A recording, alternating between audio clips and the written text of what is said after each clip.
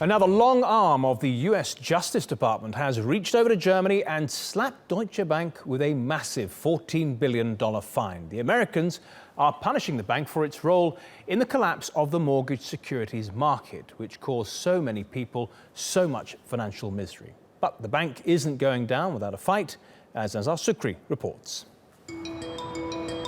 Too big to fail. That's how the International Monetary Fund sees Deutsche Bank.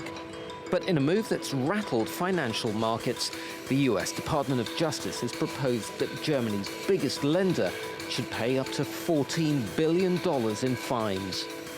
The bank is being punished for selling mortgage-backed securities that proved to be worthless and contributed to the crash of 2008. But the bank says it has no intention of paying the whole amount, which would cripple it. And the German government is also hoping US authorities will settle for less. The government is aware that the US authorities have agreed similar settlement payments with other credit institutions. The government expects that at the end of this process, a fair result will be achieved on the basis of equal treatment. If Deutsche Bank is forced to pay the full $14 billion, it would be one of the biggest such fines in US corporate history.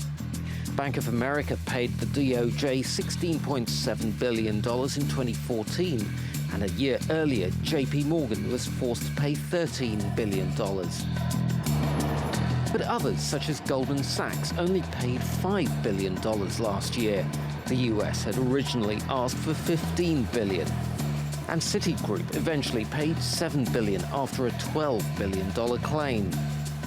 Deutsche Bank may be large, but it's also fragile. German banks are actually in a position where they're still pretty vulnerable. Not as vulnerable as, say, some of the Italian banks that we've got, but it just shows, I'm afraid, the weakness, consistent weakness that we've had in the European banking system over the years.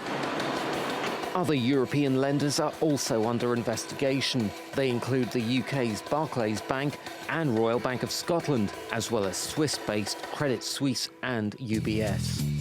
Deutsche Bank has already paid nearly $13.5 billion in other lawsuits since 2012.